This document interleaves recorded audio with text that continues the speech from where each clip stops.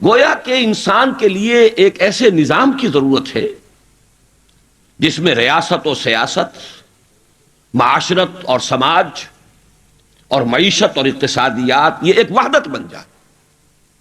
یہ لفظ آپ پڑھتے ہوں گے، دی پولیٹیکو سوشو اکنامک سسٹم، اور یہ ایک وحدت ہے۔ یہ اگر کمیونزم کا نظام ہوگا تو پولیٹیکو سوشو اکنامک آرڈر یہ بنے گا، کیپٹلسٹک نظام ہوگا تو پولیٹیکو سوشو اکنامک آرڈر یہ شکل اختیار کرے گا۔ گویا کہ اب معاملہ یہ ہے کہ اس نظام کی گرفت کانسیپٹ آف سٹیٹ کے بعد جب ریاست کا تصور آ گیا تو نوع انسانی پر اجتماعیت کی گرفت بہت قوی ہو گئی۔ بادشاہت کے زمانے میں پھر بھی اس کا امکان تھا کہ کوئی شخص جنگلوں میں چلا جائے، اپنے بچوں کو وہاں رکھے، جس طرح چاہے انہیں تعلیم دے، تربیت دے۔ لیکن جو جدید دور آیا، آپ اپنے بچوں کو کہاں لے جائیں گے؟ آپ کو یہی رہنا ہے۔ آپ کو اپنے بچوں کو انہی تعلیم گاہوں میں داخل کرنا پڑے گا جو اس نظام کے تحت چل رہی ہیں۔ آپ انہیں وہاں داخل کرا کے you wash your hands of your children, اب آپ کے اختیار میں نہیں رہا، تو جو سانچہ وہاں ہے اس سانچے میں بچہ ڈھلے گا۔ آپ بچے کو کہاں لے جائیں گے؟ گھر میں بند کر دیں گے؟ وہ تو ایک اجتماعی نظام کی گرفت میں، آپ کے اختیار میں نہیں رہا کہ آپ اپنے بچے کو جو چاہیں تربیت دے دیں، جس طرح چاہیں پڑھا لیں، جو ذہن اس کا چاہیں بنا لیں، جس سانچے میں چاہیں ڈھال لیں۔ اب تو اجتماعی نظام ہے اور پوری انسانی زندگی اس میں جکڑی گئی، ورنہ اس دور میں خانقاہیں بھی تھیں۔ بادشاہت کا جو ظلم و ستم ہو رہا ہے وہ ہو رہا ہے، وہ کسانوں پر ہے، اہل حرفہ پر ہے، لیکن کوئی خانقاہیں ہیں، وہاں راہب ہیں، وہ اپنے لوگوں کو تربیت دے رہے ہیں، کوئی ان کی روحانی جو ہے ارتفاع کی شکل پیدا کر رہے ہیں۔ لیکن یہ دور جو آیا ہے تقریباً 200 سال قبل سے، اس میں تو حیات انسانی ایسی شکنجے میں آئی ہے کہ زندگی کا کوئی گوشہ اس کی گرفت سے فارغ نہیں، انسان اس کے اندر جکڑا گیا۔ اور اب اس کے بعد اگلا قدم ہے، اب سے کچھ دن پہلے تک اس کا امکان تھا کہ آپ اپنے ہاں جو چاہیں نظام بنا لیں، ضروری نہیں ہے کہ جو نظام امریکہ میں ہے وہی آپ اختیار کریں، اس لیے کہ دنیا ابھی یونی پولر نہیں تھی، بائی پولر تو تھی کم سے کم۔ چھوٹے ملکوں کو کچھ سہارا مل جاتا تھا، اگر ایک سپر پاور دھمکاتی تھی تو دوسرے کی طرف سے کچھ نہ کچھ آسرا، کچھ سپورٹ، کسی درجے میں کوئی اس کی حوصلہ افزائی۔ لیکن آج کا انسان جہاں پہنچ چکا ہے، اب یہ ورلڈ آرڈر ہے۔ گویا کہ اب یہ ممکن نہیں ہے کہ دنیا کے کسی ایک حصے میں کوئی ایک نظام ہو، دوسرے میں کوئی دوسرا نظام ہو۔ آپ اپنی مرضی سے کوئی نظام میں تبدیلی کر لیں، اب تو شکنجے میں آ چکا ہے پورا کرۂ ارضی، ورلڈ آرڈر۔ گویا کہ اب اگر وہ ورلڈ آرڈر ظالمانہ ہوگا، استحصالی ہوگا، استبدادی ہوگا، تو ایک فرد نوع بشر بھی اس کے شکنجے سے بچ نہیں سکے گا۔ یہ ہے اس مسئلے کی گمبھیرتا، اس کی ہمگیریت، اس کی اہمیت۔ اس کو سمجھیے کہ اس دور میں انسان کو جس قدر شدید ضرورت ہے کہ وہ social order, politico socio economic system, it should be based on justice, fair play, equality, human fraternity۔ اگر ان اصولوں کے اوپر کوئی اجتماعی نظام قائم نہیں کیا جا سکا، اور ظلم چاہے وہ ڈسکریمنیشن کی شکل میں ہو، چاہے وہ سیاسی استبداد اور جبر کی صورت میں ہو، ریپریشن، چاہے وہ معاشی استحصال کی شکل میں ہو، جسے آپ ایکسپلائٹیشن کہتے ہیں۔ یہ تین مختلف میدان جو ہے، پولیٹیکو سوشل اکنامک سسٹم، ان میں ہوتا کیا ہے؟ یا سوشل لیول پر ڈسکریمنیشن ہے، یہ برہمن ہے، یہ تو پیدائشی اونچا ہے، یہ شودر ہے، یہ تو پیدائشی نیچا ہے، یہ کتنی ہی کوشش کر لے، کتنا ہی علم حاصل کر لے، کتنا ہی اپنے اخلاق کو سنوار لے، تو شودر ہی رہے گا۔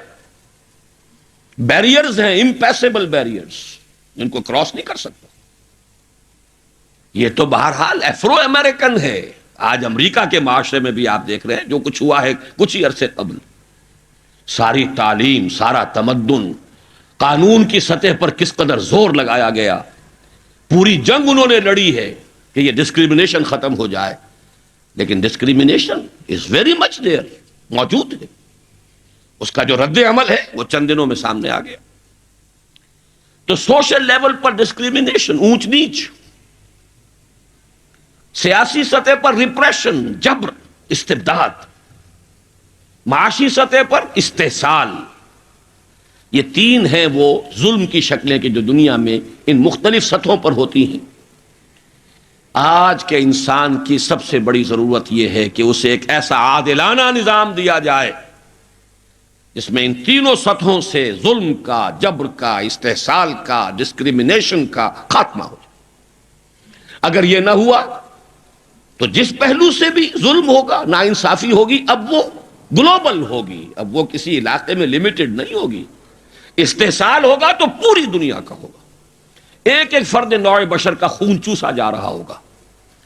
اب یہ خون چوسنے والی چمگادڑیں گلوبل ہیں، وہ چینلز قائم ہو چکے ہیں، وہ IMF ہو، ورلڈ بینک ہو، کہ پوری دنیا کی اکانومی کو کنٹرول کر سکے اور اپنی مرضی کے مطابق ان کی پالیسیز جو ہیں ان کو ڈکٹیٹ کرے۔ یہ میں نے کچھ وضاحت کی ہے آج کے دور میں، موجودہ حالات میں آج کے انسان کی شدید ترین ضرورت کیا ہے۔ اس پس منظر میں آپ سے عرض کرتا ہوں، ابھی حال ہی میں علامہ اقبال کے فرزند ڈاکٹر جاوید اقبال صاحب سے ایک ملاقات ہوئی۔ انہوں نے کچھ سفر کیے ہیں، یہ جو مسلمان ریاستیں جو ہیں وسطی ایشیا کی جو آزاد ہوئی ہیں، وہ کہتے ہیں کہ جہاں میں گیا ہوں، چاہے وہ قازقستان ہو اور چاہے وہ ازبکستان ہو، تاجکستان ہو، جہاں گیا لوگوں نے کہا ہمیں ایک ماڈل کی ضرورت ہے، ہمیں ایک نمونہ چاہیے، عادلانہ نظام۔ اسلام کیا دیتا ہے ہمیں؟ اسلام کے پاس کوئی نظام ہے؟ انسان کی اس سب سے اہم ضرورت کا وہ کیٹر کر سکتا ہے اسلام؟ اب وہ تو ظاہر بات ہے کہ اسلام سے بہت دور جا چکے ہیں۔ ان کا تو لطیفہ آپ نے سنا ہوگا جو لیاقت بلوچ صاحب کے ساتھ ہوا ہے، کسی ریاست کے صدر صاحب جو ہیں، جب ان سے کہا گیا ہمیں نماز پڑھنی ہے تو اس نے کہا نماز کیا ہوتی ہے؟ اسے کوئی اشاروں سے سمجھایا گیا کہ اس طرح ہم کرتے ہیں، کھڑے ہوتے ہیں، پھر جھکتے ہیں، تو اچھا اٹس ہولی جمناسٹکس، یہ نماز۔ وہ قوم تو نام کے مسلمان ہے، کس درجے دور جا چکے ہیں، لیکن وہ کہتے ہیں آپ جو اسلام کے نام پر دنیا میں ایک مملکت آپ نے بنائی، آپ ہمیں کوئی ماڈل دیجئے، we need a model۔ اچھا یہ بھی ان کا کہنا ہے کہ Saudi model is not acceptable to us. Why? وہ تو monarchy پر بیسڈ ہے، وہ تو ان کے محل بنتے ہیں، اربوں ڈالر کا ایک ایک محل بنتا ہے، اس نظام کو تو ہم تک چکے، نو گوئنگ بیک۔ ہم یہ رجعت قہقرہ جو ہے اس کے لیے تیار نہیں ہے۔ Saudi model is not acceptable to us. In the same way Iranian model is also not acceptable to us. Why? اس لیے کہ وہ تھیوکریسی ہے، اس میں تو ایک مذہبی طبقہ ہے جس کے ہاتھ میں حکومت آ گئی ہے۔ تھیوکریسی کا دور بھی نہیں ہے۔ روح عصر جو ہے، اسپرٹ آف دی ایج، نہ monarchy کو قبول کرنے کے لیے تیار ہے، نہ تھیوکریسی کو قبول کرنے کے لیے تیار ہے۔ اگر کوئی اور شے ہے تو لاؤ، برابر ہر چیز اندر سینہ داری، سرود نالے آہے فغانے، جو کچھ ہے لاؤ۔ یہ تو ہے آج کی وہ ضرورت، ایک چیخ ہے، ایک پکار ہے۔ ان کی زبانوں پر اس لیے آ گئی کہ وہ ایک تجربے کو گویا کہ اس سے گزر کر آ چکے ہیں۔ وہ تجربہ ایک رد عمل تھا کیپٹلزم کے خلاف۔ اس کے یہ معنی نہیں ہے کہ وہ کیپٹلزم کو اختیار کرنے کو تیار ہے، اس لیے کہ وہ تو جو فلسفہ ہے تھیسس، اینٹی تھیسس اور سنتھیسس کا، اس کی روح سے بھی واپس جانے کا تو کوئی سوال نہیں ہے۔ تمدنی ارتقائی ہوگا، اس سے کسی بہتر شکل کی طرف انسان جائے گا۔ واپس جو ہے ادھر تو اس تمدن کے ارتقاء کے سفر کا یہ رخ ہو ہی نہیں سکتا۔ اب اسی ضمن میں یاد دلاتا ہوں، یہی بات تھی جو علامہ اقبال نے کہی تھی 1930 میں خطبہ الہ آباد میں۔ 1930 تک اگر اپنے ذہن کو لے جائیے، اب یہ 62 برس قبل کی بات ہے، میری پیدائش سے بھی 2 سال قبل. اس وقت تک ابھی پاکستان کا تو کوئی سوال ہی نہیں کہ کسی کی زبان پر لفظ آیا ہو. خود قائد اعظم جو ہے وہ ابھی 14 نکات تک پہنچے تھے، 14 پوائنٹس، اس سے آگے نہیں. کوئی علیحدہ مملکت کا تصور ابھی کہیں نہیں تھا. علامہ اقبال نے بھی پروپوز نہیں کیا تھا، تجویز نہیں دی تھی، ورنہ تو سیدھی بات ہے یا تو ریزولوشن ہو جاتا 1930 ہی میں جو 47 میں جا کر ہوا 10 برس بعد، یا پھر یہ کہ پروپوزل ریجیکٹ ہوتی. پروپوزل نہیں تھی. انہوں نے یہ صرف پیشین گوئی کی تھی کہ میں محسوس کرتا ہوں کہ یہ ڈیسٹنی ہے، یہ تقدیر ہے، ایسا ہو کر رہے گا کہ ہندوستان کے شمال مغربی علاقے میں ایک آزاد مسلمان ریاست قائم ہوگی. یہ پیشن گوئی تھی، پروفیسی تھی، it was not a proposal. لیکن اگلا جملہ ہے اصل میں جس کے لیے میں نے یہ حوالہ دیا، اگر ایسا ہو گیا تو ہمیں ایک موقع مل جائے گا کہ اسلام کی اصل تعلیمات پر جو پردے دور ملوکیت میں پڑ گئے تھے، اسلام کی اصل تعلیمات تو دور خلافت راشدہ کی تھی. اسلام کا آئیڈیل نظام تو وہ تھا کہ دور فاروقی میں سفیر آیا ہے ایران کا، اس نے پوچھا اینا ملککم، تمہارا بادشاہ کہاں ہے؟ اسے جواب ملا لیس لنا ملکن بل لنا امیرن، ہمارا کوئی بادشاہ نہیں ہے، ہمارا تو ایک امیر ہے، امیر المومنین ہے ہمارا. بھائی وہ کہاں ہے؟ کوئی محل نظر نہیں آ رہا ہے اس چھوٹی سی بستی کے اندر. وہ ہمارے فاروق رہتا کہاں ہے جس کے نام سے تھرا رہے ہیں شہنشاہوں کے ایوان، لرزہ طاری ہے جس کے نام سے، رہتا کہاں ہے؟ بتایا گیا کہ بیت المال کے کچھ اونٹ گم ہو گئے تھے، ہمارا وہ خلیفہ ان کو تلاش کرنے باہر گیا ہوا. وہ کسی کو ساتھ لے کر گیا ہوگا کہ پہچان تو سکے، تو دیکھا کہ تھک گئے تھے حضرت عمر فاروق، صبح سے تلاش میں تھے، اونٹ نہیں ملے، تھک گئے، دھوپ تیز ہو گئی، تو ایک جھاڑی کے ذرا سائے میں استراحت فرما رہے ہیں اپنا کوڑا اپنے سر کے نیچے رکھ کر. اس نے وہاں کھڑے ہو کر کہا اے عمر، تم انصاف کرتے ہو لہذا تمہیں کوئی خوف نہیں ہے. ہمارے بادشاہ ظلم کرتے ہیں، ان کی جان کانپتی رہتی ہے، اونچی اونچی فصیلوں کے پیچھے بھی وہ لرزتے رہتے ہیں، انہیں باڈی گارڈز کی ضرورت ہے، ان کے لیے تو طرح طرح کی حفاظتوں کا سامان. یہ تھا نظام جو محمد عربی نے دیا صلی اللہ علیہ وسلم. دور ملوکیت میں تو پھر وہی ایوان سجے، وہی محل بنے، وہی چہیتی بیویوں کے لیے کروڑوں روپے کے مقبرے تعمیر ہوئے، محل بنے. جا کر دیکھ لیجئے الحمرا، دیکھ لیجئے جا کر محل.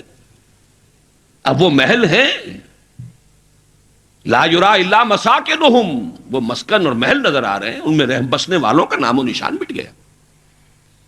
لیکن یہ کہ دور بنو امیہ میں تو پھر بھی ابھی اس طرح کے محل نہیں بنے تھے. دور بنو عباس میں آ کر تو ملوکیت جو ہے اپنی پوری شدت کے ساتھ اور پوری تمام شان و شوکت کے ساتھ دوبارہ جو ہے ظاہر ہوئی.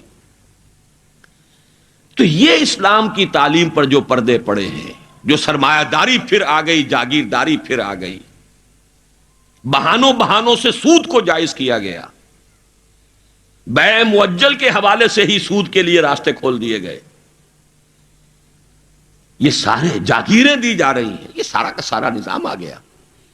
ظاہر بات ہے جسے سعودی ماڈل درکار نہیں، جسے ایرانین ماڈل منظور نہیں، وہ اس ماڈل کو کیسے پسند کرے؟ ماڈل تو اگر چاہیے تو وہ تو خلافت راشدہ کا ہے، اس کا کوئی عملی نمونہ دنیا میں آج نہیں ہے. تو اقبال نے یہ کہا تھا کہ اگر ایسا ہو گیا، کاش کہ ایسا ہو جائے، تو ہمیں ایک موقع مل جائے گا کہ اسلام کی تعلیمات پر جو پردے دور ملوکیت میں پڑ گئے تھے انہیں ہٹا کر اسلام کے اصل رخ روشن دنیا کو دکھائیں. یہی بات قائد اعظم نے کہی تھی. ہمیں پاکستان اس لیے مطلوب ہے کہ عہد حاضر میں اسلام کے اصول حریت و اخوت و مساوات کا ایک نمونہ دنیا کے سامنے پیش کر سکے. یہ بات دوسری ہے، 45 برس بیت گئے شمسی حساب سے اور 46.5 برس بیت چکے ہیں قمری حساب سے، ابھی تو کہیں وہ مساوات اور حریت اور اخوت کہیں نظر نہیں آ رہی. وہ تو ایک قوم بھی کئی قومیتوں میں بٹ گئی. لسانی اور علاقائی اور صوبائی عصبیتوں کا دورہ ہے. ڈھونڈ اب اس کو چراغ رخ زیبا لے کر.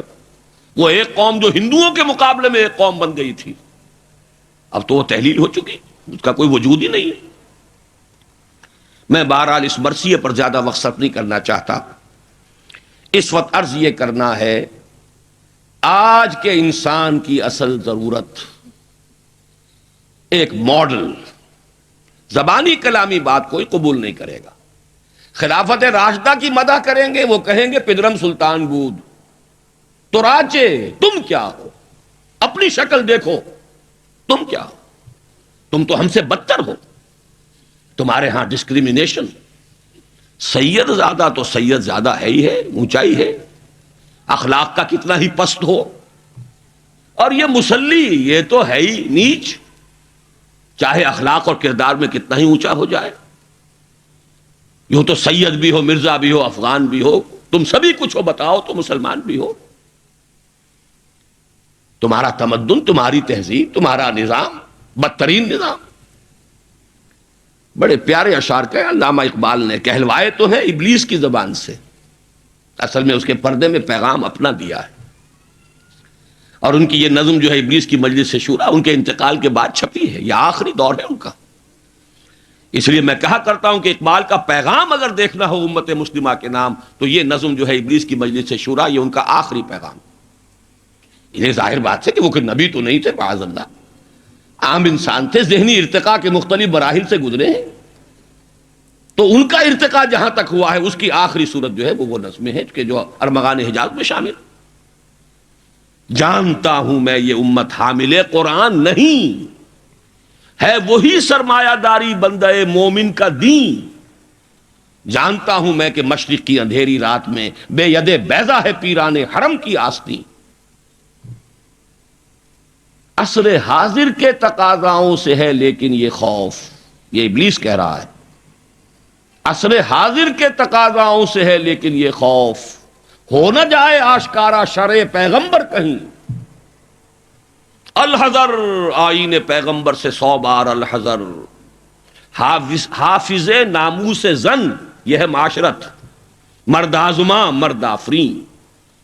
موت کا پیغام ہر نوع غلامی کے لیے، نہ کوئی فغفور و خاکہ نہ گدائے رہنشین. کرتا ہے دولت کو ہر آلودگی سے پاک و صاف، منعموں کو مال و دولت کا بناتا ہے امین. اس سے بڑھ کر اور کیا فکر و عمل کا انقلاب، بادشاہوں کی نہیں اللہ کی ہے یہ زمین. یہ ہے انقلاب. چشم عالم سے رہے پوشیدہ یہ آئیں تو خوب. ابلیس کہہ رہا ہے نا، چشم عالم سے رہے پوشیدہ یہ آئیں تو خوب. یہ غنیمت ہے کہ خود مومن ہے محروم یقین. یہ ماڈل آج کے انسان کی اصل ضرورت ہے. اب میں آپ کو بتاتا ہوں نبی اکرم صلی اللہ علیہ وسلم نے یہ ماڈل دیا کہ نہیں دیا. حضور صلی اللہ علیہ وسلم کا یہ ماڈل آج دنیا کا ہر باشعور انسان یہ ماننے پر مجبور ہے کہ آئیڈیل ماڈل تھا. بدترین دشمنوں نے اقرار کیا. ایم این رائے 1920 میں لیکچر دیا اس نے، ہسٹوریکل رول آف اسلام، لاہور میں دیا. وہ کتاب اب بھی بھارت میں چھپتی ہے. اس نے کہا کہ تاریخ انسانی کا عظیم ترین انقلاب وہ ہے جو محمد نے برپا کیا صلی اللہ علیہ وسلم. گاندھی نے 1937 میں جب پہلی مرتبہ ہندوستان میں انگریزوں نے ہمیں کچھ تھوڑی سی سیلف گورنمنٹ دینی شروع کی تھی، 35 کا ایکٹ جو ہے گورنمنٹ آف انڈیا ایکٹ 1935، اس کے نتیجے میں پھر الیکشنز ہوئے سن 36 میں، اور پھر وزارتیں بنی اور پورے ہندوستان میں کانگریس کی وزارت. ہریجن میں مقالہ لکھا گاندھی نے اور اپنے ان وزیروں کو کہا، ہدایت کی کہ ابو بکر اور عمر کے ماڈل کو سامنے رکھنا. میں تمہارے سامنے ابو بکر اور عمر کی مثال پیش کرتا ہوں. مجھے ایک واقعہ اور یاد آیا ہے، یہ تو چیز چھپی ہوئی ہے، ہریجن کا مقالہ ہے، اس کو تو کوئی شخص ویریفائی کر سکتا ہے. ایک واقعہ جو ہے یہ ایک روایت ہے. میں جب پہلی مرتبہ حیدرآباد دکن گیا تھا، یہ آج سے کوئی 10 سال پہلے کی بات ہے، وہاں ایک مولانا ابوالکلام آزاد انسٹیٹیوٹ ہے، اس میں میری ایک تقریر تھی، کھچا کھچ بھرا ہوا ہال. ایک صاحب جو گورنر رہے تھے، پرانے کانگریسی، بوڑھے 80 برس کی عمر کے گورنر رہے تھے بہار کے، بھی نام مجھے اس وقت ذہن سے اتر گیا ہے، وہ ان کی صدارت تھی. وہاں میں نے تقریر کی مولانا ابوالکلام آزاد مرحوم کے ایک زندگی کے بارے میں. اب اس کا تفصیل میں یہاں بیان نہیں کروں گا. تو ایک صاحب جو وہاں ریٹائر ہوئے تھے عثمانیہ یونیورسٹی سے as head of the political science department, وہ مجھ سے ملے. انہوں نے ایک تو مجھے یہ کہا کہ آج تک ابوالکلام کے بارے میں اگرچہ میں نے 20 لوگوں کو پی ایچ ڈی کرا دی ہے مولانا ابوالکلام آزاد کی زندگی اور ان کے خیالات، افکار، نظریات، ان پر 20 کو میں نے پی ایچ ڈی کرائی ہے اپنی نگرانی میں، لیکن اتنا کلیئر کانسیپٹ میرے سامنے ابوالکلام کا آج تک نہیں تھا. اور وہ 2 جملے میں بیان کر دیتا ہوں. میں نے یہ کہا کہ ابوالکلام کی زندگی کے 2 دور تھے، 1912 سے لے کر کا اور 1920 تک کا ابوالکلام، یہ تسلسل تھا تحریک شہیدین کا. سید احمد بریلوی رحمت اللہ علیہ اور شاہ اسماعیل شہید رحمہ اللہ، ان کی جو تحریک جہاد تھی، اس کا معنوی تسلسل ہے ابوالکلام، الہلال اور البلاغ والا ابوالکلام. لیکن پھر 1920 میں اس نے ہمت ہار دی، ماحول سے تعاون نہیں ملا، مخالفت ہوئی علماء کی طرف سے. اس کھاتے کو بند کر کے حزب اللہ کا کھاتا، حکومت الہیہ کے قیام کی جد و جہد، یہ چیپٹر کلوز کیا ابوالکلام نے. 1920 سے لے کر اور پھر 1958 تک، اپنے انتقال تک کا یہ جو دور ہے ابوالکلام کا، یہ ہے 1857 کی جنگ آزادی کا تسلسل. اگر آپ کے ذہن میں اپنی پچھلی صدی کی یہ 2 تحریکیں ہوں، 1930 کی جو تحریک تھی، 1830 کی، 1826 سے لے کر 1831 میں پھر شہادت ہوئی ہے بالا کوٹ میں، یہ جو تحریک تھی اس کا تسلسل ہے الہلال اور البلاغ والا ابوالکلام. 1857 میں جنگ آزادی تھی، انگریز کے خلاف بغاوت، اسے غدر کہتے تھے، اب جنگ آزادی کہتے ہیں. انگریزی دور میں ہم نے جب تاریخ پڑھی تھی تو وہ غدر کے نام سے تھی. اس میں ہندو اور مسلمان دونوں شریک تھے، متحدہ جد و جہد تھی انگریز سے نجات پانے کی. تو ابوالکلام کی 1920 کے بعد سے لے کر باقی زندگی جو ہے وہ در حقیقت مانوی تسلسل ہے اس جنگ آزادی کا جو 1857 میں لڑی گئی اور ناکام ہو گئی. ناکام تو وہ بھی ہو گئی، تحریک شہیدین بھی ناکام، 1857 کی جنگ آزادی بھی ہو گئی. بہرحال انہوں نے ایک بات تو یہ بتائی، اور مجھے اصل میں جو یاد آیا تھا معاملہ وہ ان کے ایک اور قول کا تھا. 1917 میں وہ کہتے ہیں کہ میں علی گڑھ میں پڑھتا تھا. اس وقت تک وہ صرف ایک کالج تھا، ابھی یونیورسٹی نہیں بنا تھا، اور ہاسٹل میں رہتا تھا. تو ایک روز شور مچ گیا، گاندھی جی آئے، گاندھی جی آئے، گاندھی جی آئے. گاندھی ابھی نئے نئے آئے تھے ساؤتھ افریقہ سے، اور وہ گویا کہ انڈیا کے پولیٹیکل ہورائزن پر ابھی وہ ایک رائزنگ سن کی حیثیت سے تھے. شور مچ گیا، گاندھی جی آئے، گاندھی جی آئے. خیر وہ ہم نے ان کو گھیر لیا، کہا کچھ خطاب کیجئے. ان کا خطاب نہیں، میں تو صرف دیکھنے آیا تھا. اور وہ گیا تھا، پہلے حاضری دی تھی سر سید کے قبر پر. پھر اس نے کہا میں آپ لوگوں کو ایک تو خوشخبری دیتا ہوں، آپ کے کالج کے یونیورسٹی بننے کا فیصلہ ہو گیا ہے، چارٹر آپ کی یونیورسٹی کا منظور ہو گیا ہے. آپ کو معلوم نہیں ہوگا، میں آپ کو خوشخبری دے رہا ہوں. لیکن ایک بات میں آپ سے اور کہتا ہوں. لوگ ہمت گوش ہو گئے. اگر آپ کا کالج یا آپ کی یونیورسٹی ایک عمر پیدا کر دے تو بہت بڑا احسان ہوگا نوع انسانی پر. لیکن مجھے یقین ہے آپ عمر پیدا نہیں کر سکتے، اس لیے کہ میں آپ کے ہاسٹلوں میں چکر لگا چکا ہوں. وہاں قالین بچھے ہوئے ہیں، وہاں عیش اور آسائش کے سامان ہیں. اس ماحول میں عمر پروان نہیں چڑھتا. میں یہ سمجھتا ہوں کہ علامہ اقبال نے جو اشعار لکھے ہیں شاید یہ واقعہ ہی ہو کہ جو اس کی تحریک بنا ہو. تیرے صوفے ہیں افرنگی، تیرے قالی ہیں ایرانی، لہو مجھ کو رلاتی ہے جوانوں کی تن آسانی. تو معلوم ہوا کہ یہ عمر کا وہ مقام گاندھی کی نگاہ میں تھا. اور پھر سن 1937 میں 20 برس بعد وزیروں کو کہا ہے کہ ابو بکر اور عمر کو اپنے سامنے ماڈل کی حیثیت سے رکھو. ایچ جی ویلز نے کہا ہے اگرچہ حضور کی ذاتی زندگی پر، خاص طور پر ازدواجی زندگی پر بڑے رقیق حملے کیے، لیکن پھر اس نے جب حجۃ الوداع کے ذکر پر آتا ہے concise history of the world میں، اس کا پرانا آپ کو کوئی ایڈیشن تلاش کرنا ہوگا، نئے ایڈیشن میں سے یہ پیسیجز نکال دیے ہیں نئے ایڈیٹرز نے، لیکن یہاں کی یونیورسٹی سے میں نے نکلوا کر ایک دفعہ ویریفائی کیا تھا، چونکہ مجھے تو بہت پرانے یہ الفاظ یاد تھے، لیکن پھر میں نے انہیں تازہ کیا کراچی یونیورسٹی کی لائبریری سے.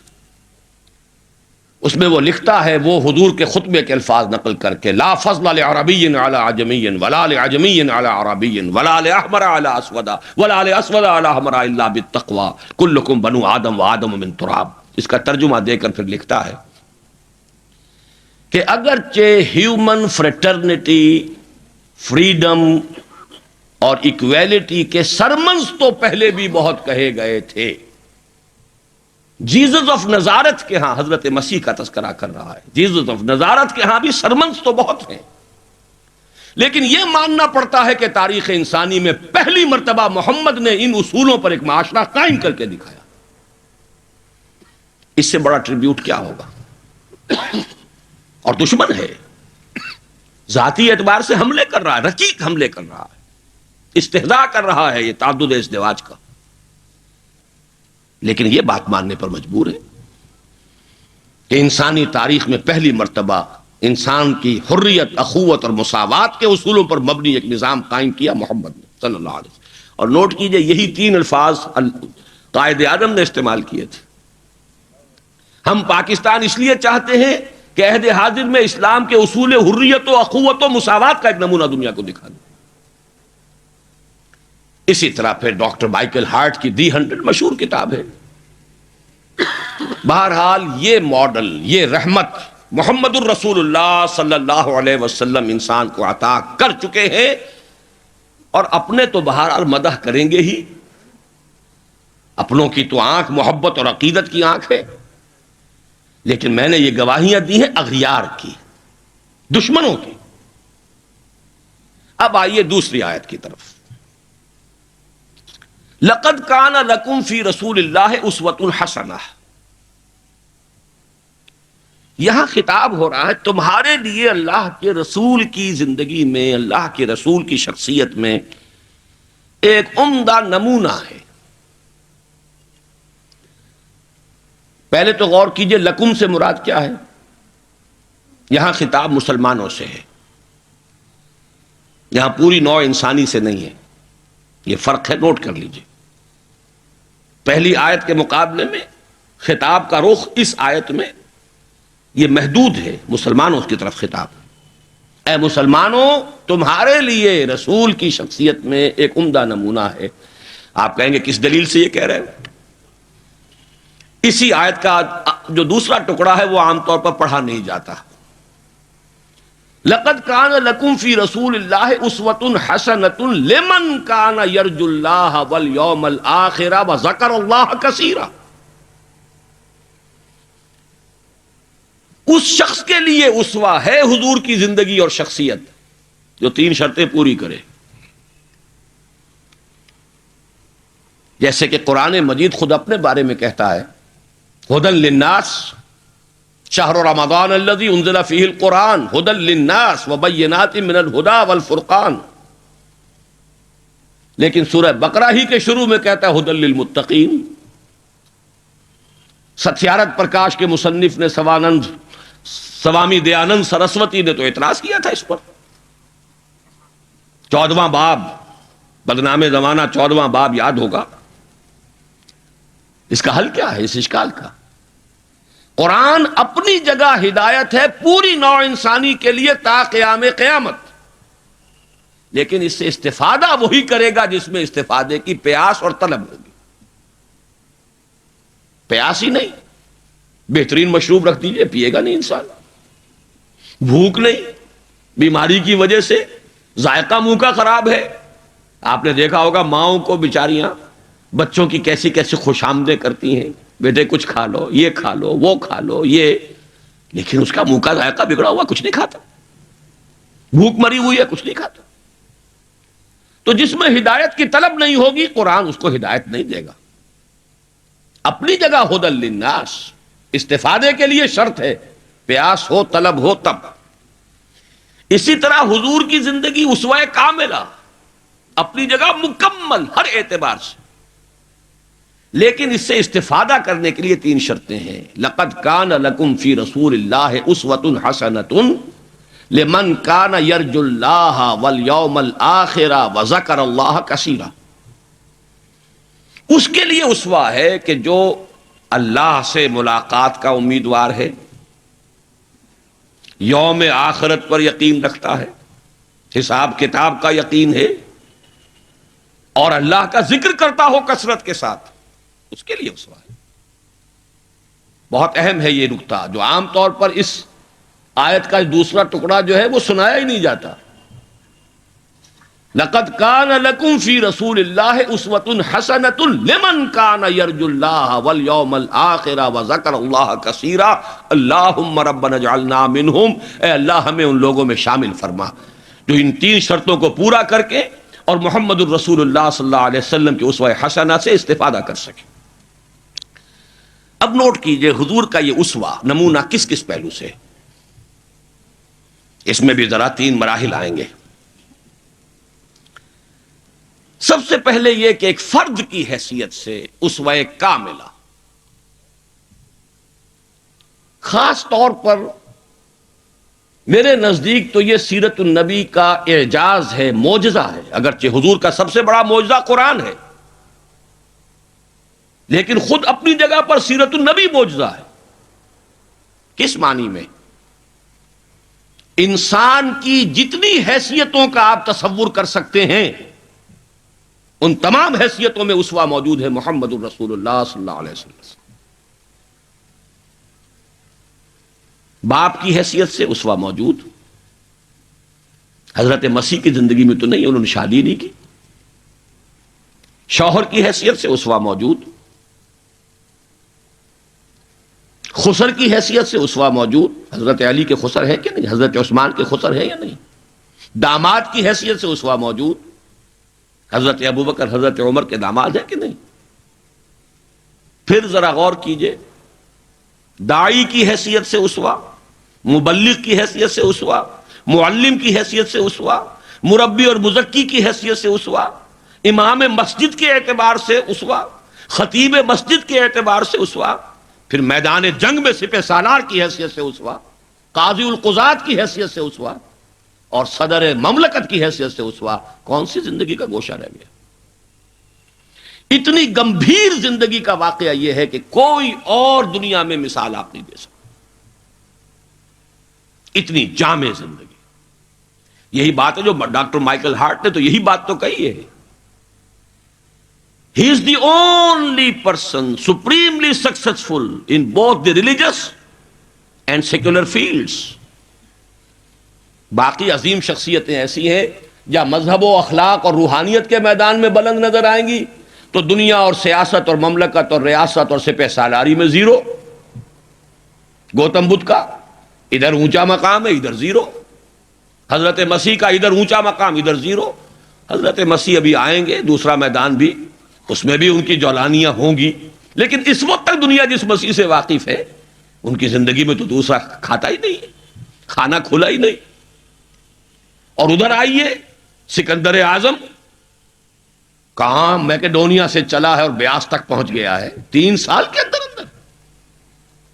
لیکن روحانیت اور مذہب اور اخلاق کے معاملے میں زیرو سے کام نہیں چلتا، کوئی مائنس ویلیو لانی پڑے گی. اسی طرح اٹیلا، اسی طرح چنگیز خان. ایک ہی شخصیت ہے، the only person supremely successful in both the fields. گویا کہ ہر اعتبار سے اسوہ کاملہ. یہاں بھی ایک نقطہ ذرا سی ڈائگریشن ہے. ایک پہلو ایسا ہے انسانی زندگی کا جس میں حضور اس کی شخصیت یا آپ کی سیرت اسوہ نہیں ہے. آدمی چونک جائے گا، اسے شاید توہین پر محمول کرے، لیکن ہے. اور وہ شخصیت کا پہلو ہے ایک عورت کی حیثیت سے، بیوی کے لیے اسوہ، ماں کے لیے اسوا کہاں سے آیا؟ آخر آدھی انسانیت ہے، نصف بہتر حیات آپ تو کہتے ہیں، دی بیٹر ہاف، اس کے لیے اسوا، اس کی نسوانی زندگی کے اعتبار سے اسوا کا ہو۔ دیکھیے یہی نقطہ ہے، نوٹ کر لیجئے، دل پر لکھ لیجئے۔ یہی وجہ ہے کہ جس سورہ مبارکہ میں یہ آیت آئی ہے لَقَدْ كَانَ لَكُمْ فِي رَسُولِ اللَّهِ أُسْوَةٌ حَسَنَةٌ، اسی میں فرمایا گیا اے نبی کی بیویوں تمہیں اسوہ بننا ہے پوری نوع انسانی کے لیے۔ یا نساء النبی لستن کاحد من النساء، اے نبی کی بیویوں تم عام عورتوں کے مانند نہیں ہو۔ نبی کی زندگی میں جو خلا ہے اس لیے کہ وہ مرد ہے، اسوہ کے اعتبار سے جو خلا رہ گیا ہے اسے تمہیں پر کرنا ہے۔ انما یرید اللہ لیذھب عنکم الرجس اہل البیت ویطہرکم تطہیرا، اللہ چاہتا ہے کہ تم سے ہر طرح کی گندگی آلائش کو خوب دھو کر پاک کر دے، تطہیر جتنا کہ تطہیر کا حق ہے بتمام و کمال تمہاری شخصیتوں میں پورا ہو جائے، اس لیے کہ تم پوری امت کے لیے، نوع انسانی کے لیے اسوا کی وہ کمی کے جو سیرت محمدی میں ہے صلی اللہ علیہ وسلم، اس خلا کو پر کرنے والی بنو گی۔ بہرحال انفرادی حیثیت میں گمبھیر ترین اسوا حضور کی زندگی میں موجود، اسی کا ایک رخ اور بھی ہے انفرادی زندگی کا، اور وہ ہے اخلاقیات۔ حضور کا اپنا قول ہے انما بعثت لاتمم مکارم الاخلاق، مجھے اس لیے بھیجا گیا ہے، مبعوث کیا گیا ہوں تاکہ اخلاق کی بہترین جو بلندیاں ہیں ان کی تکمیل کر دوں، اتمام کر دوں۔ اس کا مفہوم کیا ہے اس کو سمجھ لیجئے۔ علیحدہ علیحدہ انڈیویجول ایتھیکل ویلیوز، اخلاقی قدریں مختلف انبیاء کی زندگی میں اپنے نقطہ عروج کو پہنچ چکی تھی۔ صبر میں حضرت ایوب سے آگے کس کا مقام ہوگا؟ ان کے تو نام کا جز ہے ایوب صابر، محاورہ ہے صبر ایوب۔ تسلیم میں حضرت اسماعیل سے آگے کون جائے گا جو گردن رکھ رہا ہے، ابا جان چلائیے چھری، ستجدنی انشاءاللہ من الصابرین۔ سر تسلیم خم ہے جو مزاج یار میں آئے، اس سے کوئی اونچا مقام ہوگا؟ استقامت میں حضرت نوح سے آگے کوئی جا سکتا ہے؟ 950 برس کس پر آئے؟ 950 برس، فَلَبِثَ فِيهِمْ أَلْفَ سَنَةٍ إِلَّا 50 عَامًا۔ دعوت اور تبلیغ میں استقامت سے اس سے آگے تو کوئی مقام ممکن نہیں۔ غیرت اور حمیت اور جلال دین کے لیے حضرت موسیٰ سے آگے کون جائے گا؟ زہد اور لذات دنیا سے کنارہ کشی میں حضرت مسیح اور حضرت یحییٰ سے آگے کون سا مقام ہے؟ اب کمی کون سی تھی؟ یہ ہے بات سوچنے کی۔ پھر اتمام کس کا کیا حضور نے؟ یہ اتمام ہے جامعیت کا اتمام، ان تمام اقدار کو جمع کر کے ایک بہترین گلدستہ توازن، اعتدال کے ساتھ ان سب کو ایک شخصیت میں جمع کر دینا، یہ ہے وہ اتمامی اور تکمیلی شان جو محمد الرسول اللہ صلی اللہ علیہ وسلم کی ہے اس میدان میں۔ زہد بھی ہے لیکن ازواج مطہرات بھی ہیں، نکاح بھی ہے۔ وہ زہد نہیں ہے کہ جو رہبانیت والا زہد ہو۔ حضرت عائشہ کی شہادت ہے کہ حضور بیٹھے ہوتے تھے ہمارے مابین اور پیار اور محبت کی باتیں ہوتی تھیں، وہ زاہد خشک کا معاملہ نہیں تھا حضور کا۔ حضور نے خود فرمایا مجھے تمہاری اس دنیا سے 3 ہی چیزیں پسند ہیں، ان میں سے ایک عورت کا ذکر کیا، کوئی حجاب نہیں، جو فطرت ہے جو اللہ نے بنائی ہے، بھرپور آئلی زندگی بسر کی ہے، اور بہت محبت کرنے والے اور محبت دینے والے شوہر تھے محمد صلی اللہ علیہ وسلم۔ لیکن جیسے ہی اذان کی آواز آتی تھی ایسے اٹھ کر چلے جاتے تھے کہ جیسے ہم سے کوئی تعلق ہی نہیں، سروکار ہی نہیں، ہم سے واقف ہی نہیں کہ ہم کون۔ یہ ہے وہ درمیان قار دریا تختہ بندم کر دئی، باز می گوئی کہ دامن تر مکن ہوشیار باش۔ اچھا دیکھیے یاد آ گیا ہے، آپ کی بھی طبیعت اس وقت جو ہے میں تو دیکھ رہا ہوں آمادگی ہے، وقت کچھ زیادہ بھی صرف ہو جائے تو کوئی حرج نہیں۔ رجم کا ایک واقعہ ہو رہا ہے حضرت مسیح کی زندگی میں، وہ میری مگدلین، پڑھا ہوگا آپ نے، زانیہ تھی، جرم ثابت ہو گیا، اسے رجم کرنے کے لیے لے کے جا رہے تھے، شور مچا ہوا تھا، حضرت مسیح بھی گزر رہے تھے، کیا معاملہ ہے؟ یہ ہے، فرمایا ٹھیک ہے چلو، خود بھی چلے۔ اب جب اسے باندھ دیا گیا، اب کھڑے ہو کے فرمایا ٹھیک ہے، قانون ہے رجم کا اور یہ شریعت موسوی کا حکم ہے، رجم ہونا چاہیے، لیکن اس کو پہلا پتھر وہ مارے جس نے خود کبھی زنا نہ کیا ہو۔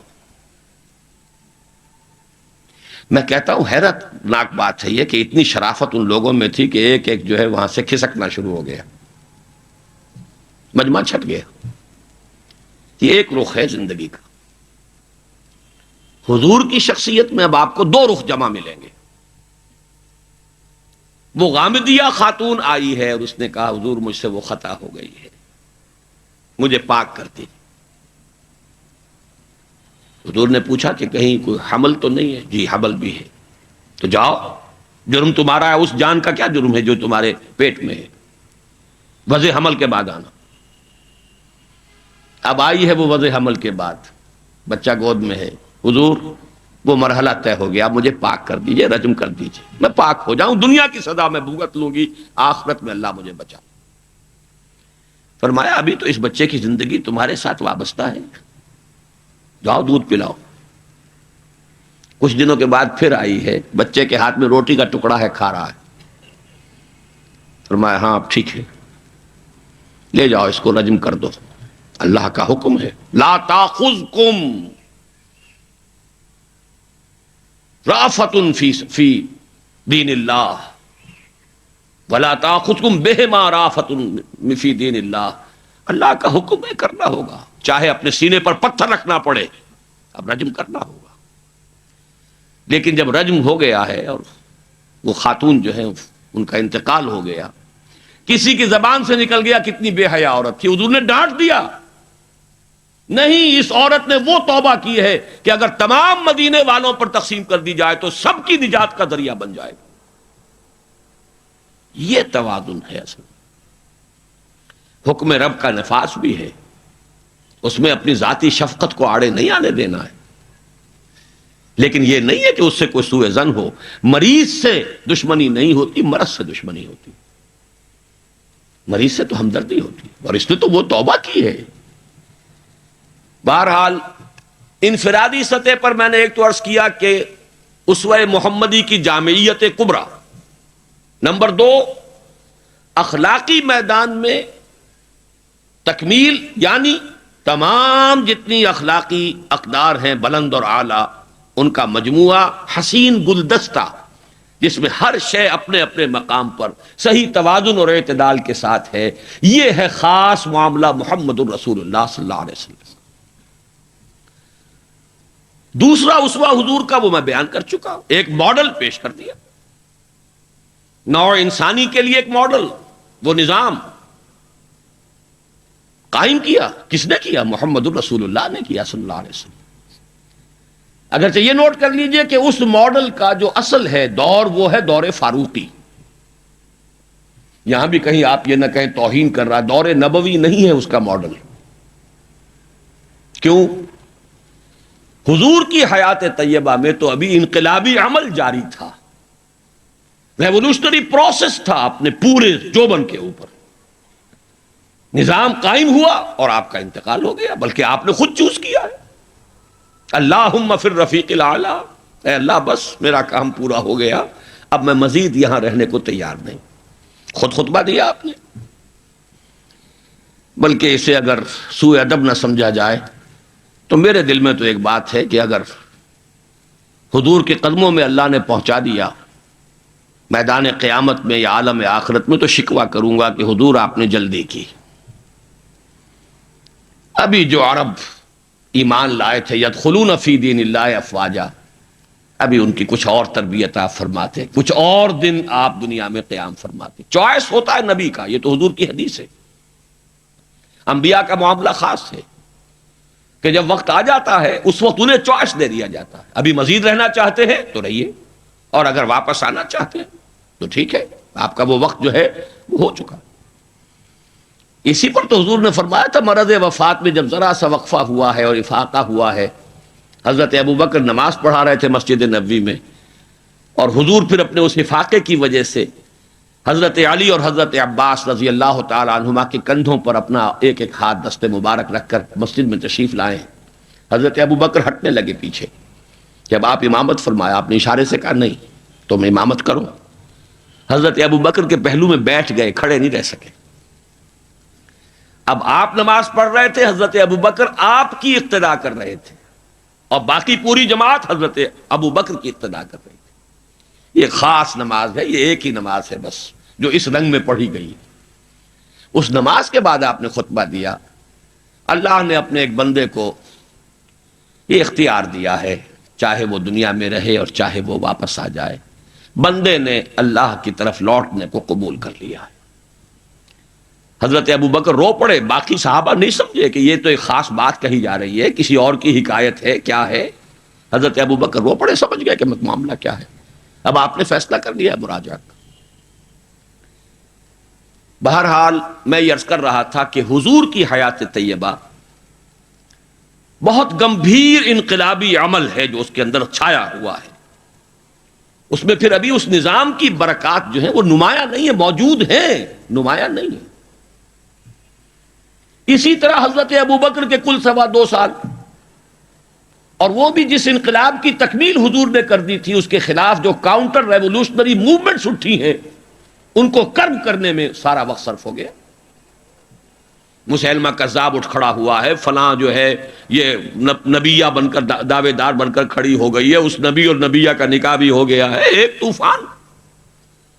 منکرین زکوٰۃ کھڑے ہو گئے ہیں، اور شاید آپ نے کبھی نوٹ نہ کیا ہو، نوٹ کر لیجئے، یہ سورت تو آپ پڑھتے ہی ہیں، اذا جاء نصر اللہ والفتح ورأیت الناس يدخلون فی دین اللہ افواجا، لیکن یہ کہ اس کی ایک برعکس تصویر بھی ہے، وہ دیکھ لیجئے کہ حضور کے انتقال کے بعد وہ جو فوج در فوج آئے تھے، فوج در فوج نکل بھی گئے تھے، یخرجون من دین اللہ افواجا، اور دارالاسلام جو ہے وہ صرف مدینے تک محدود ہو کر رہ گیا تھا۔ حضرت ابوبکر کی فضیلت جو ہے در حقیقت اسی سے ظاہر ہوتی ہے، with an iron fist and with an iron will، جس طرح آپ نے مقابلہ کیا ہے اور کرش کر دیا ہے ان تمام جو بھی قوتیں اٹھی ہیں۔ حضرت عمر تک گھبرا رہے ہیں، مشورہ دے رہے ہیں کہ دیکھیے ایک دم 3 محاذ نہ کھول لیجئے، حالات بڑے خراب ہیں، بڑے نازک ہیں، آپ نہ تو جیش اسامہ کو روک رہے ہیں، ٹھیک ہے آپ کا کہنا ہے کہ جس لشکر کا علم جو ہے حضور نے عطا کر دیا ہو، میں کیسے اس لشکر کو روک لوں؟ پھر آپ مدعیان نبوت کے خلاف بھی لشکر بھیج رہے ہیں، وہ بھی سمجھ میں آتا ہے، وہ تو کافر ہو گئے، مرتد ہو گئے، لازماً ان کے خلاف تو جہاد کرنا ہے، لیکن کم سے کم ان زکوٰۃ کا انکار کرنے والوں کے معاملے میں سوچئے، نرمی کیجئے، تیسرا محاذ نہ کھولیے۔ انہوں نے نہ کسی نئے نبی کی دعوت کو قبول کیا ہے، نہ وہ ابھی نماز کا انکار کر رہے ہیں، بلکہ زکوٰۃ بھی یہ نہیں کہتے کہ ہم نہیں دیں گے، صرف یہ کہتے ہیں کہ ہم حکومت کو نہیں دیں گے، تو تھوڑی سی نرمی کیجئے۔ حضرت عمر کو ڈانٹ پلائی ہے حضرت ابوبکر نے، اے عمر تم دور جاہلیت میں تو بڑے سخت تھے اور بڑے ہمت والے تھے، اسلام میں آ کر کمزور ہو گئے۔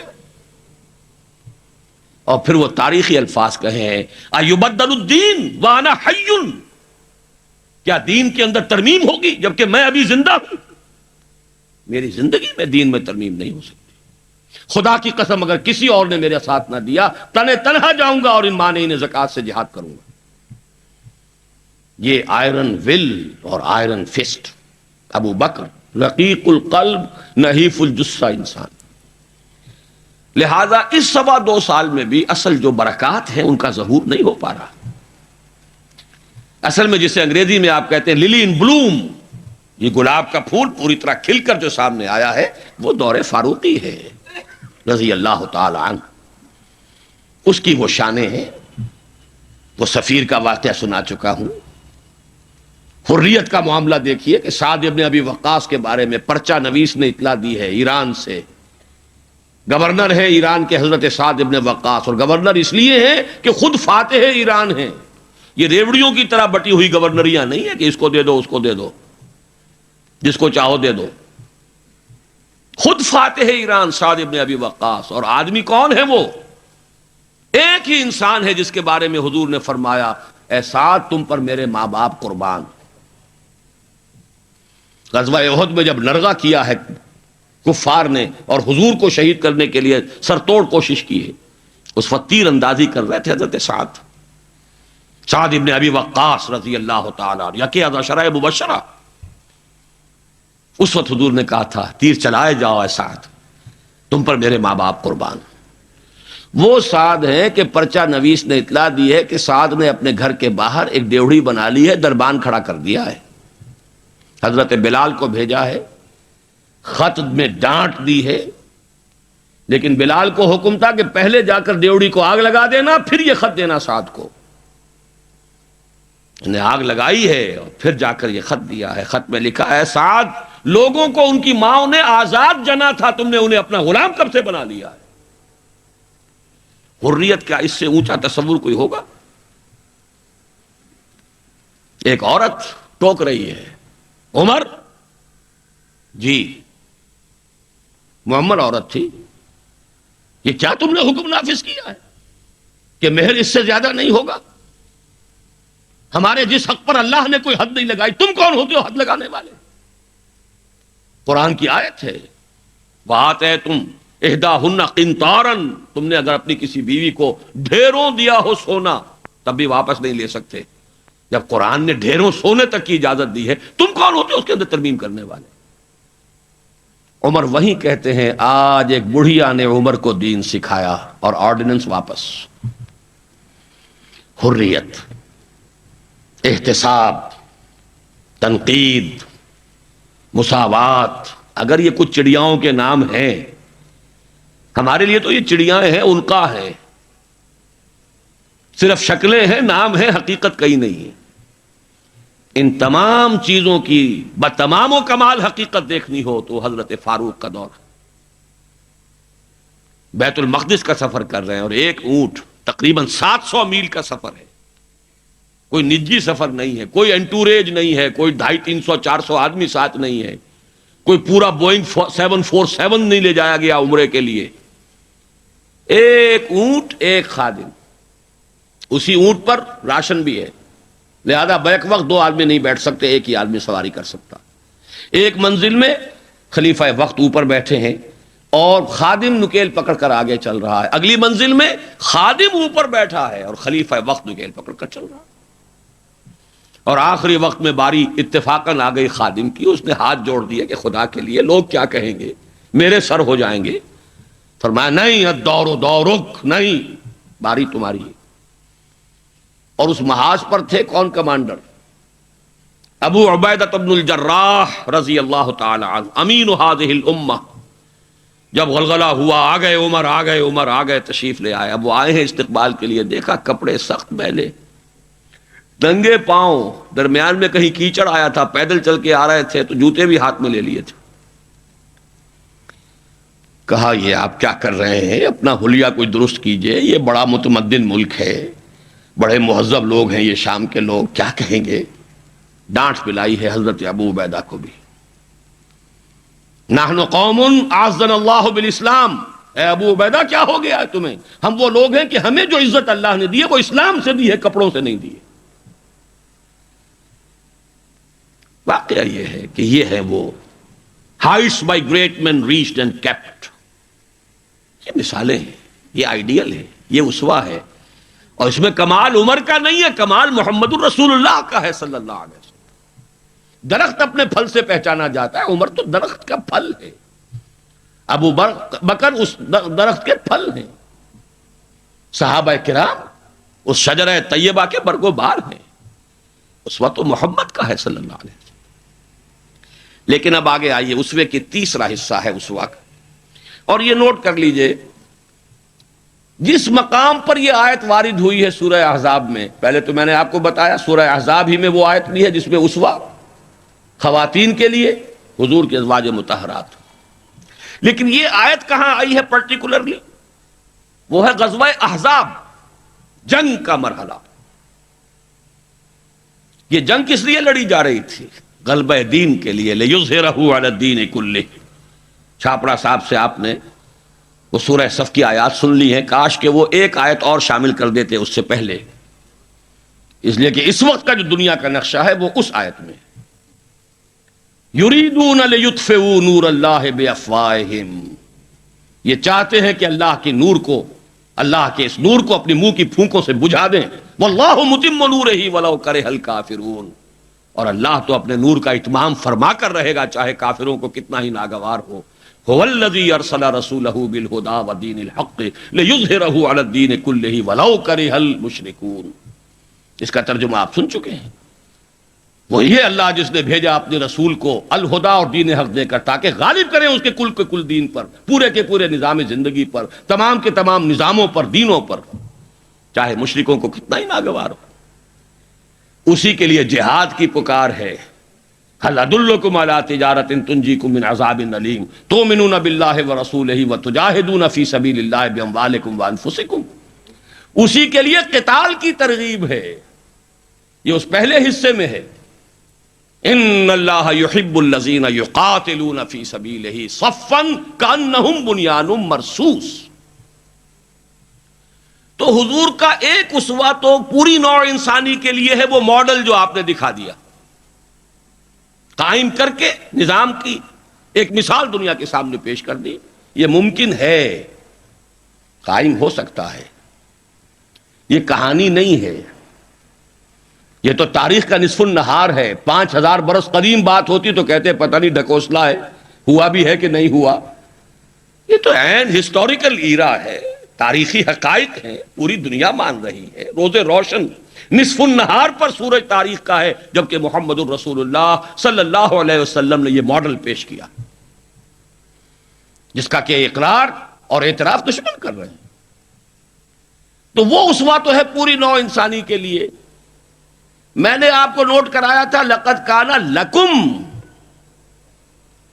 وہ اسوہ جو اس امت کے لیے ہے وہ کون سا اسوہ ہے؟ وہ اسوہ ہے وہ طریقہ کار جس سے کہ آپ نے وہ انقلاب برپا کیا، کیسے قائم کیا، منہج کیا تھا، منہاج کیا تھا، طریقہ کار کیا تھا، پہلے کیا کیا تھا، پھر کیا کیا تھا، اگلا قدم اٹھایا تو کیوں اٹھایا، پہلے نہیں اٹھایا تو کیوں نہیں اٹھایا تھا، کیا سبب ہے کہ مکے میں حکم دیا جا رہا ہے چاہے تمہارے ٹکڑے اڑا دیے جائیں، تمہیں زندہ آگ کے اندر جلا دیا جائے، تب بھی تم ہاتھ نہیں اٹھاؤ گے۔ کفو ایدیکم، اپنے ہاتھ بندھے رکھو، نو ریٹیلیشن، نو ریونج، کوئی انتقام نہیں، کوئی قصاص نہیں۔ آئے گا وہ وقت جب تمہارے ہاتھ کھول دیے جائیں گے۔ نغمہ ہے بلبل شوریدہ تیرا خام، ابھی اپنے سینے میں اسے اور ذرا تھام، ابھی اپنے ہاتھ روکے رکھو، چاہے تمہارے جسم کے ٹکڑے کر دیے جائیں۔ کیا وجہ ہے؟ پھر کیا وجہ ہے؟ ہاتھ کھل گئے، کیوں کھل گئے؟ فیصلہ کن چیز کون سی تھی؟ ہاتھ بندھے ہوئے تھے تو کیوں بندھے ہوئے تھے؟ کھلے تو کیوں کھلے؟ کب کھلے؟ کس تبدیلی کی وجہ سے کھلے؟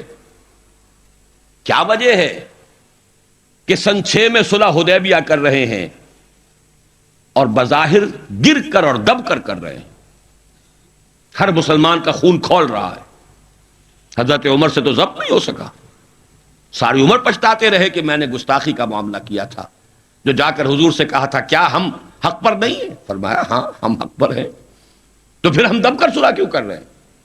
فرمایا میں اللہ کا رسول ہوں، وہی کر رہا ہوں جس کا مجھے حکم ہے۔ یہی بات حضرت علی نے کی جب سہیل ابن عمر نے کہا ہے کہ یہ معاہدہ جو لکھا جا رہا ہے صلح کی دستاویز، اس میں آپ کے نام کے ساتھ رسول اللہ کا لفظ نہیں ہوگا، اس لیے کہ دستاویز پر تو دونوں پارٹیز کے دستخط ہونے، اگر ہم آپ کو اللہ کا رسول مان لیں تو جھگڑا کائے گا؟ پھر ہم تو نہیں مانتے کہ آپ اللہ کے رسول ہیں، یہ معاہدہ ہوگا محمد ابن عبداللہ اور قریش کے مابین۔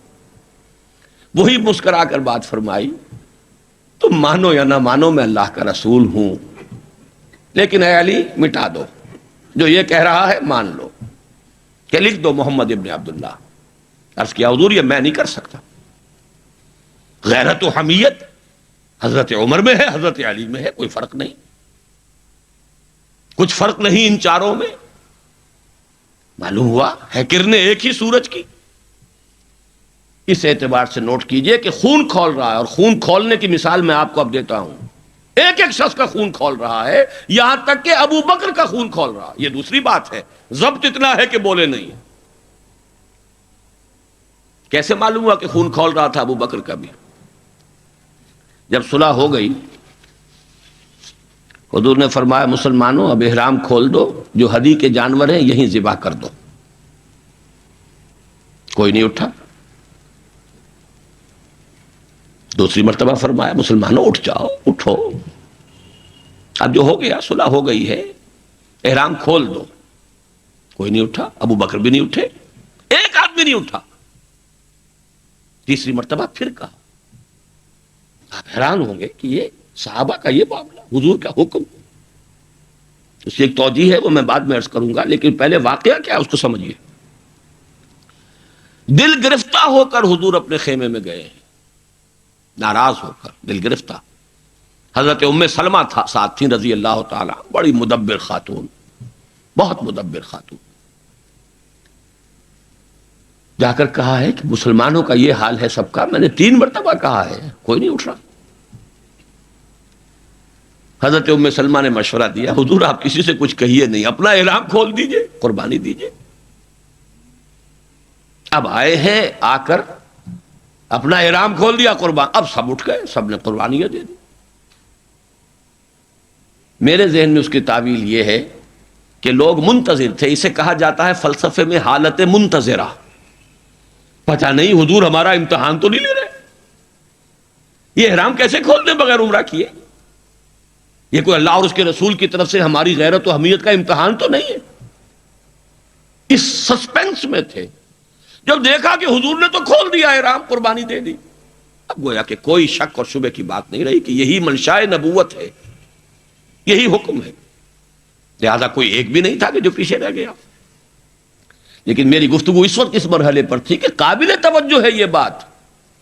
2 سال قبل سن 6 میں حضور صلی اللہ علیہ وسلم بظاہر گر کر دب کر صلح کر رہے ہیں، اور 2 سال کے بعد قریش کا سردار آ کر ابو سفیان خوش آمدیں کر رہے ہیں. اس لیے میں ادب کا اس سے نام لوں گا کہ ایمان لے آئے بعد میں، صحابی ہیں.